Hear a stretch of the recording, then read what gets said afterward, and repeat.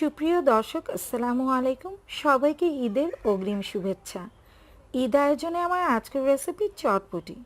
লকডাউনে থাকার কারণে ইচ্ছে থাকা সত্ত্বেও চটপটি কিংবা ফুচকা খাওয়ার স্বাদ থেকে আমরা অনেকেই বঞ্চিত হচ্ছি। আজকের পর্বে শেয়ার করব চটপটিওয়ালা মামার রেসিপিতেই পারফেক্ট চটপটি রেসিপি।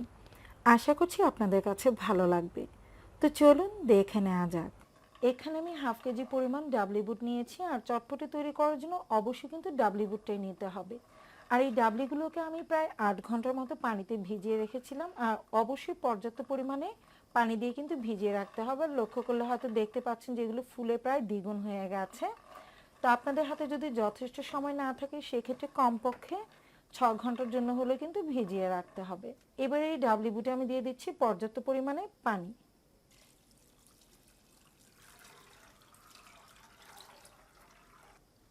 তো দেখতে পাচ্ছেন পানিটা এমনভাবে দিতে হবে যাতে ডাবলি বুটগুলো পানিতে ডুবে থাকে। আর লক্ষ্য করলে হয়তো দেখতে পাচ্ছেন অর্থাৎ ডাবলি বুট থেকে প্রায় 1.5 ইঞ্চি বা 2 ইঞ্চি উপরে পানিটা দিতে হবে, কারণ এই ডাবলি বুটগুলো সেদ্ধ হয়ে যাওয়ার পর যে অবশিষ্ট পানি থাকবে সেই পানিটা কিন্তু আমরা ফেলে দিব না, সেই পানি সরে কিন্তু চটপটিটা বানিয়ে নিব।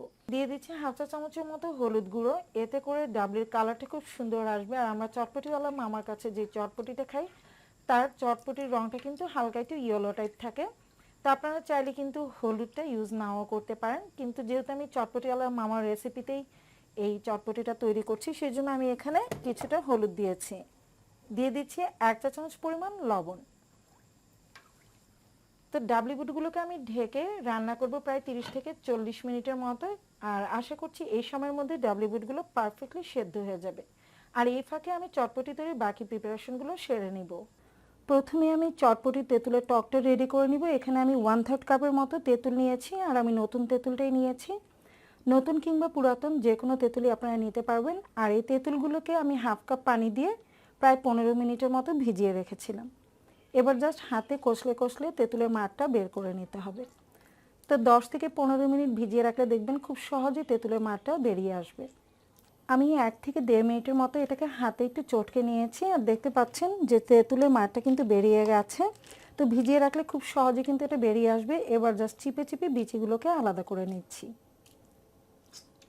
তো আমি সবগুলো বিচি আলাদা করে নিয়েছি, আর দেখতে পাচ্ছেন যে তেঁতুলের মাঠটা কতটা ঘন। তো আজকে যেহেতু আমি চটপটিওয়ালা মামার রেসিপিতে চটপটি তৈরি করছি, তারা কিন্তু বেশ পাতলা একটা টক তৈরি করে, বাট যেহেতু আমি বাসার জন্য তৈরি করছি তাই আমি তেঁতুলের টকটা একটু ঘন করেই তৈরি করে নিয়েছি। এবারে এতে 2 টুকরো লেবুর রস আমি চিপে নিচ্ছি। লেবুর রসটাকে নেড়েচেড়ে মিক্স করে নিচ্ছি। এবারে এতে আমি দিয়ে দিচ্ছি 1 চা চামচের মতো চটপটি মশলা, আমি কেনা মশলাটা ইউজ করছি। টালা জিরা গুঁড়া দিয়ে দিচ্ছি 1/3 টিস্পুন। বিট লবণ দিয়ে দিচ্ছি হাফ চা চামচের মতো। ভাজা শুকনো মরিচ গুঁড়ো দিয়ে দিচ্ছি আমি এখানে হাফ চা চামচ। তো এই সব কিছু আপনাদের পছন্দ মতো কিন্তু বাড়িয়ে বা কমিয়ে নিতে পারেন। দিয়ে দিচ্ছি সামান্য কাঁচামরিচ কুচি, আর সব কিছু দিয়ে নেড়েচেড়ে মিক্স করে নিচ্ছি। তো আমার টকটা তৈরি হয়ে গেছে, এবার চটপটিটা মিক্স করে নেওয়ার পালা। তো আমার ডাবলি বুটগুলো সেদ্ধ হয়ে গেছে, আমার প্রায় 30 মিনিটের মতো লেগেছে, আপনাদের হয়তো একটু বেশি বা কম সময় লাগতে পারে।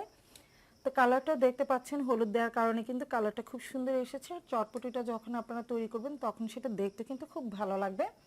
আর মূলত চটপটিওয়ালা মামারা কিন্তু হলুদটা ইউজ করে, এতে করে চটপটির কালারটা খুব সুন্দর হয়। তো আপনারা একটু চেক করে নেবেন যে এটা পারফেক্টলি সেদ্ধ হয়েছে কিনা। আমি একটা টিপে দেখছি।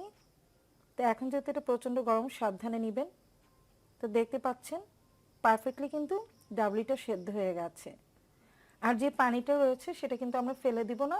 যখন আমরা চটপটি তৈরি করব তখন কিন্তু এই পানি সহই আমরা তৈরি করে নিব, এতে করে ঝোল হবে। তো কোনোভাবেই কিন্তু চটপটি সেদ্ধ পানিটা ফেলে দেওয়া যাবে না।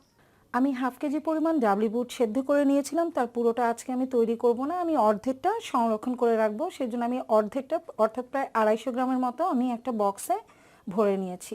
আর এটা পুরোপুরি একদম ঠান্ডা করে নিয়েছি। আর ঠান্ডা করে এভাবে আপনারা এটা 1 সপ্তাহের মতো নর্মাল ফ্রিজে সংরক্ষণ করতে পারবেন। যখনই খেতে ইচ্ছে হবে জাস্ট বের করে হালকা গরম করে মিক্স করে নিলেই হবে। যদি দীর্ঘ সময় আপনারা এটা সংরক্ষণ করতে চান সেই ক্ষেত্রে ডিপ ফ্রিজে রেখে দিতে পারবেন এভাবেই। তো দেখতে পাচ্ছেন আমি কিন্তু কিছুটা পানি সহই কিন্তু ডাবলিটা তুলে নিয়েছি। তো ডিপ ফ্রিজে আপনারা এটাকে রেখে সংরক্ষণ করতে পারবেন 2 থেকে 3 মাসের মতো যখনই খেতে ইচ্ছে করবে বের করে একটু গরম করে নিতে হবে, কারণ চটপটি কিন্তু গরম গরম মিক্স করে নিলেই খেতে ভালো লাগে। তো আমি এটাকে ফ্রিজে সংরক্ষণ করব, তো ঢাকনা দিয়ে ঢেকে আমি এটাকে ফ্রিজে রেখে দিব। আর বাকিটা আমি মিক্স করে নিব। বাকি অর্ধেকটা ডাবলি বুট আমি সার্ভিং ডিশে তুলে নিয়েছি। আর এটা কিন্তু বেশ গরম, আর গরম থাকা অবস্থায় কিন্তু চটপটিটা মিক্স করে নিতে হবে, তাহলে কিন্তু আসল টেস্ট পাওয়া যাবে। ঠান্ডা অবস্থায় চটপটি খেতে কিন্তু একদমই ভালো লাগে না।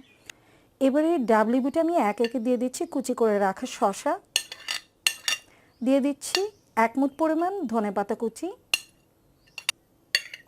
একটা মিডিয়াম সাইজের পেঁয়াজ কুচি, দিয়ে দিচ্ছি 4 থেকে 5টি কাঁচামরিচ কুচি, কুচি করে টমেটো দিয়ে দিচ্ছি একটি মিডিয়াম সাইজের।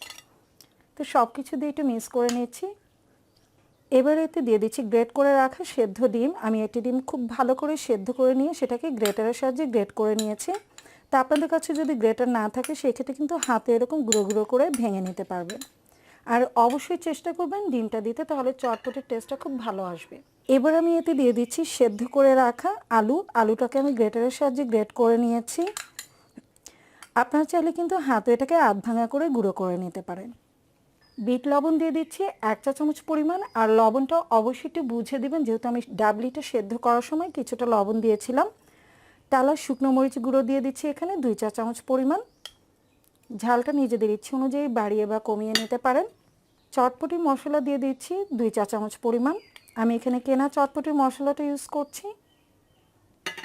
টালা জিরার গুঁড়া দিয়ে দিচ্ছি 1 চা চামচ পরিমাণ। পূর্ব থেকে তৈরি করে রাখা তেঁতুলের টক দিয়ে দিচ্ছি 2 টেবিল চামচ পরিমাণ। টকটা একেবারে খুব বেশি মিক্স করতে যাবেন না, কারণ কেউ একটু টক কম খেতে চায়, আবার কেউ একটু বেশি খেতে চায়।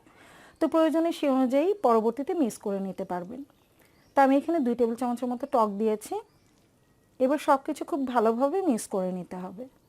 আমার কাছে মনে হচ্ছে যে বিট লবণের পরিমাণটা কম হয়েছে, তো আমি আরও 1/2 চা চামচের মতো দিয়ে দিচ্ছি। আর ঝাল দিয়ে দিচ্ছি আরও 1/2 চা চামচ পরিমাণ। আমি শুকনো মরিচটাকে ভেজে তারপর তেলে গুঁড়ো করে নিয়েছি। চটপটি মশলা দিয়ে দিচ্ছি আরও কিছু সামান্য পরিমাণ। আর এই চটপটির মিক্সিং আপনাদের পছন্দ মতো যে কোনো জিনিস বাড়িয়ে বা কমিয়ে নিতে পারেন। নেড়ে চেড়ে সব কিছু মিক্স করে নিতে হবে। তো আমার চটপটিটা মিক্স করা হয়ে গেছে। এবার আমি ডেকোরেশন করে নিচ্ছি, এটা পুরোপুরি অপশনাল। তো উপর থেকে দিয়ে দিচ্ছি আরও কিছু টমেটো কুচি, দিয়ে দিচ্ছি সামান্য ধনেপাতা কুচি, উপর থেকে দিয়ে দিচ্ছি গ্রেট করে রাখা ডিম। তো সেই মামার রেসিপিতে আমার চটপটিটা সার্ভ করার জন্য একদম রেডি। আশা করছি বাইরে বের হয়ে চটপটি খাওয়ার কষ্টটা একটু হলেও দূর করতে পেরেছি। সবাই অনেক অনেক ভালো থাকবেন। সকলের ঈদ অনেক ভালো কাটুক, আনন্দে কাটুক, এই প্রত্যাশায় এখানেই বিদায় নিচ্ছি।